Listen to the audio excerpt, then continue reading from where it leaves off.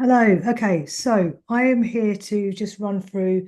I was here to do a Q&A on what's going on in my workshop.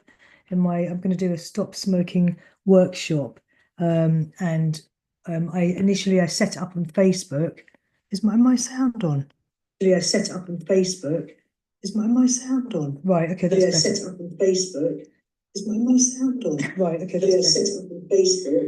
Is my sound on? Right. Okay, that's better. Set it up on Facebook. Right, can you hear me? Whoever's watching, because I don't know. I've just turned the sound off because it's really confusing.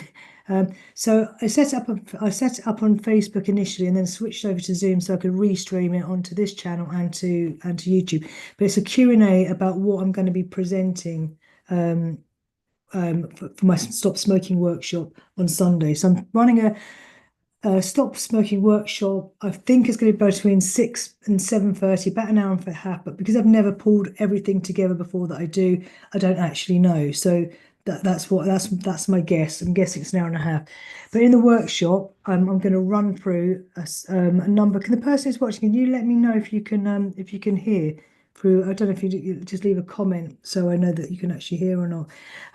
So this is what I'm intended to work through, what I intend to run through. So for the last few years, I've been specializing in helping people stop smoking. And the very first time I I helped a smoker, I did not feel confident, but somehow I was asked, "Can you do this?" This was on my phone. I heard myself saying, "Yes, I can," before I'd actually done it before, and very quickly. I mean, so that thankfully for me, that session worked well, and I definitely pretended to be confident, and for me, I was lucky that that smoker actually stopped smoking. Although she didn't stop smoking for that long, she stopped for a few months, but by that time, I'd already done that first session, developed the confidence to go on and be good with smokers.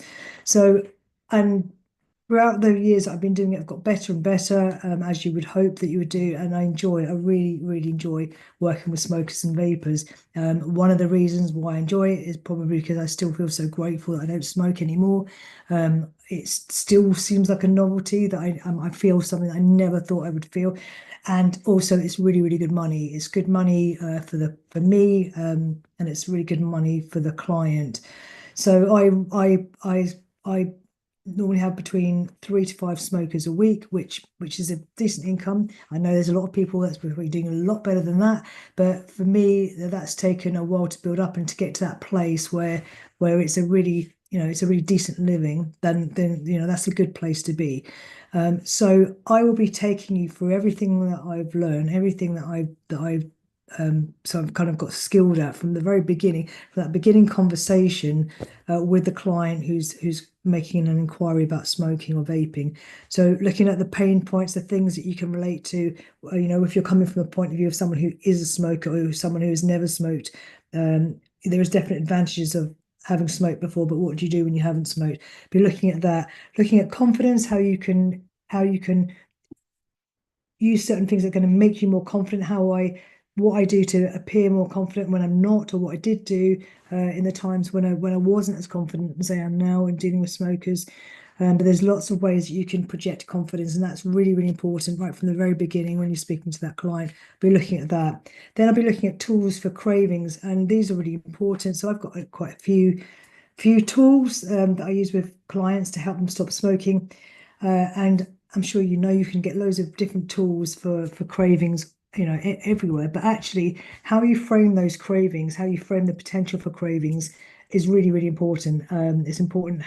Is important in terms of taking them on a journey from the very beginning, is for them to what they're going to expect. So I share the tools that I found really effective with the smoking with the clients. Then there's my inductions, what I use online as opposed to what I use person to person, and also what I'd use as a group. Now, I've done groups online. I've done a few big groups online, and I've only got my first like big-ish group in person next week. So I don't have loads of experience with big groups of smokers in person, but I know what I've done a few big groups obviously in stage and also yoga retreats, and I know what inductions I'll be using for that.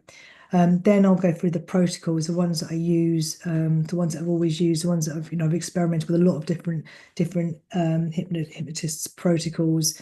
So I'll be discussing the ones that I use, the ones of mine that are really easy to use, with existing protocols that you're probably already aware of. And then I'm going to go through the follow-up. And by that, I mean what I do with the client afterwards, the importance of that following up, that conversation that we have.